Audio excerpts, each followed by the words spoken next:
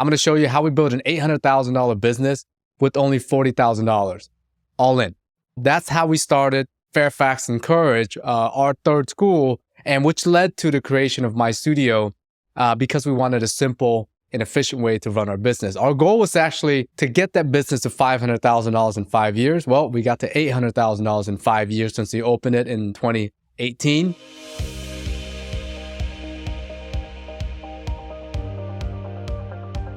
Hi, I'm Tule. Welcome to the Simple Profit Podcast, where we provide insights and strategies to help you build million-dollar grossing businesses. This is the second part in our series of rent negotiation tactics, which I'm going to be talking about rent costs. And if you have not had a chance to listen to episode 8, where we cover the first part to the series, I really recommend for you to do so because it will help you to understand how we paint the whole picture as we talk about one of the most important part, if not the most important part, in starting a business, which is your rent negotiations, okay? So before I start, I just want to remind you of one very important fact. And that fact is, no matter how cordial or nice the landlord or representative are when they talk to you, when they deal with you, they simply do not care about you or your business, all right? They care about the monthly checks that you're gonna write them. And their goal is for that check to be as big as possible, and for you to pay them as long as possible. And if you don't pay them on time, by the way, when you look at the lease negotiation tactics that they use, they want the power to take you to court for all that you have. Your house, your car, your 401k, all your personal assets, maybe even your wife and your kids. I don't know. But the point is, they don't care about you, okay? They care about the best interest for them and their business, which is in this case, the space that you're about to rent. So let's talk about this rent check and how big of a rent check that you're going to write to your landlord every month, right? The rent cost. Rent cost is usually calculated in terms of dollar per square foot. To keep this simple, when I'm talking about rent per square foot, I'm talking about the cost of one single square foot that the landlord is leasing out to you and how much they expect you to pay them for that single square footage for the whole year, 12 calendar months. So let's take a space that is 2,000 square foot and they tell you that, hey, the rent is going to be $30 per square foot. So what the landlord is saying that they're expecting you to pay $60,000 annually or $5,000 per month to rent that space, right? So you take $30 times 2,000, you're going to get $60,000. $60,000 divided by 12 months, you have $5,000 monthly to rent the space. You know, if I'm looking at a space in a nice shopping center, it's got some good anchors in it, maybe at a nice crossroad intersection where I see that I'm going to get a lot of foot traffic into my space, $5,000 is not bad, okay? Typically, it's not just $5,000. They're going to ask you for something called triple net. Triple net lease means that the tenant, you and me, promises to pay not only the rent cost, but all of the expenses of the property as well. This means real estate taxes, okay? Building insurance, and any maintenance of the building, including common area maintenance. Meaning if it snows in your parking lot, they have to plow it. Guess what? You're paying for that plowing. Let's say that there's a crack in the sidewalk in front of your space. That represents a liability for the landlord. If one of your customers trip on that crack, break their ankle, the landlord gets sued, the insurance pays for that. So it's a liability. So they're going to fix that sidewalk. Guess who's paying for that? That's correct. That's going to be us if you're looking at a triple net that includes maintenance of the property, etc. What that means is you're looking at a higher rent price. You need to know what that cost is before signing the lease. Better yet, if you can, negotiate the lease so that the rent cost, the dollar per square foot amount that you owe, is the total amount that you're going to be paying. So instead of negotiating on a number that can change year over year and maintenance of the building, etc., you're actually just saying, hey, I'm going to pay this $30 per square foot and that's it. There's nothing else, right? And that's when you can kind of start the negotiations. The second thing that you want to think about is actually the build out cost. Let's say you've negotiated everything, you look at it, it looks great, triple net's not in there. And you walk through your space and you realize that, you know, there's going to be some things that I need to do to get ready for students to get on the mats. I can't just move in here. all right? Because the goal of the landlord is when you sign that lease agreement, they're going to want to just give you the keys and charge you rent right away. What if the space needs a little bit more work? If you need to add more bathroom, you need to remove some interior walls so that you have a nice open space for your mats. What if you need to redo the ceiling? What if you need to add some lights, remove some lights? You're for sure is going to need to repaint the walls. But the landlord is so nice though, they know that you got to do some work to their space, and they say in their agreement, you know what? I liked you, man. I love the martial arts. I love what it does. I did it when I was back in college, and I have a son that does it right now. They're going to tell you whatever the heck you want to hear, and they're going to say, I'm going to give you 30 days of free rent, of rent abatement, so that you can get all this work done. And I'm thinking, man, they're so nice to us. They're not, okay? The reality is getting permits to start the interior work can sometimes take more than 30 days just to get the permit. That ceiling that you need to be fixed, there's probably some code that it needs to get fixed, and you got to get someone from the city or from the county to come and approve that to give you an occupancy permit. And if that fails, guess what? You got to restart all the work again and wait for that. Meanwhile, the landlord's already collecting your rent check, okay? And then let's say that you get past all the permits and you're able to do the work. What if the contractor you hired, instead of taking 3 weeks, takes 3 months to do the work? Now you've been paying for rent for a space that is making you no money, and you got to pour all this money and effort into the build out cost of the space. This puts you way in the red, okay? You're already in debt for starting it, maybe, if this is your first business, or maybe the money that you allocated out, the $50,000-$60,000 you allocated out, you're kind of bleeding at this point and you're going downwards. And this is where most companies actually begin the process of closing their business down. It actually takes about 2 years for them to try to gut this out, to get into more debt, because they're going to try to do everything they can, before they close their door, because it's their passion. What most people don't realize is that you've already lost and you haven't even started the fight yet. And this is so important because cash flow is air to a business. If you don't have air, you die in 3 minutes, guys, okay? This is the same thing with money in business. If you don't have cash flow, the downfall starts really quickly. You're going to try to get loans. You're going to ask for grandma for money, all of those things. It's just a negative spiral coming down.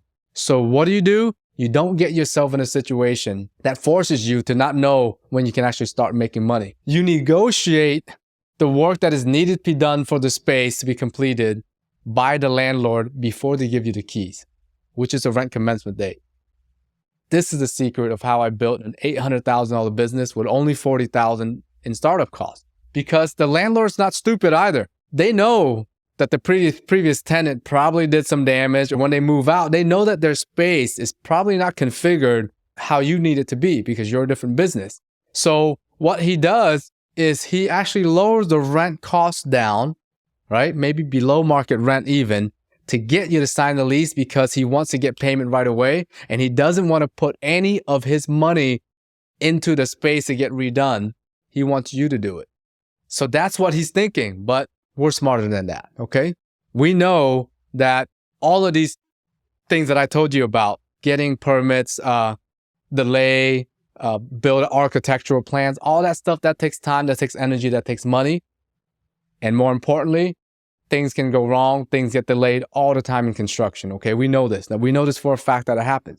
So when you start negotiating the rent commencement date or start date and the rent costs, I highly recommend for you to work out the build-out costs. I'm not talking about the mats that they have to buy, the mirrors. I'm talking about the physical layout of the space, right? If you need to move the bathroom, take down some walls, paint the wall a certain way, or prime it for you to paint, whatever that is, work all that in so that the landlord does all of this work before they give you the keys. Again, landlords are used to this. They understand this part of it. They're first going to try to get themselves out of that situation. But now they know that, hey, this is a pretty savvy business person. This is what they're going to do. They're going to say, okay, great. You're not going to sign the lease because you want build out space. Let me come back to you on how much that's going to cost, okay? So they're going to go back. They're going to get their contractor to look at the space, look at the plan that you build out for them. And they're going to come back to you with probably an increase in rent per square foot. But I want you to think about it in this way with me for a second, all right? And you're thinking, well, wait a minute, I'm going to pay higher rent.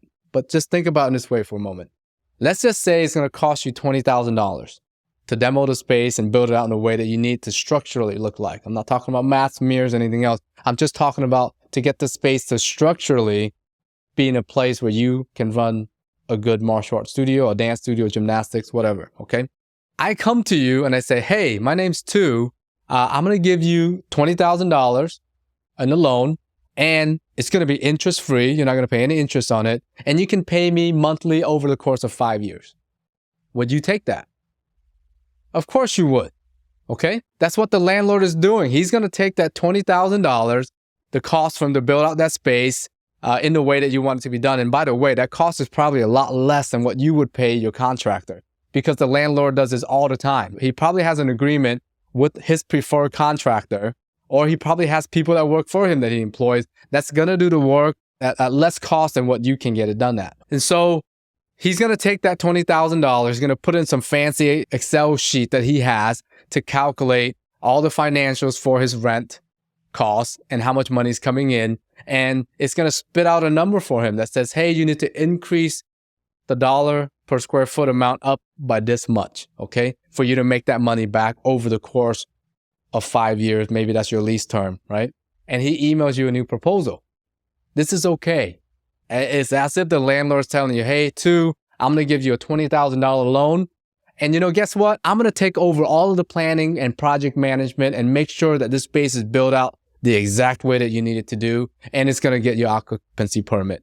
And that loan is going to be interest-free, and you can pay me back in the loan payments, or the rent payments, that you pay me every month for 5 years. I love free money, guys. I'm going to take that deal every single time. The reason why I do it, it's okay. Because especially if I'm not personally guaranteeing the lease, like we talked about in the previous episode here, now all the risk goes to the landlord. He's putting out his work, he's putting out his money, and I'm just waiting for him to complete the work, okay? And guess what? I am stress-free. I don't care about what's happening in the studio, because all I'm waiting for is a call or an email from the landlord that says, Tu, the space is ready for you to walk through and approve it so that I can give you the keys. I waltz in, I look at the space, I'm like, you know what? This wall's not straight. Nope, you got to redo that. The bathroom doesn't flush, whatnot. I say, no, I'm not signing the lease. I walk out.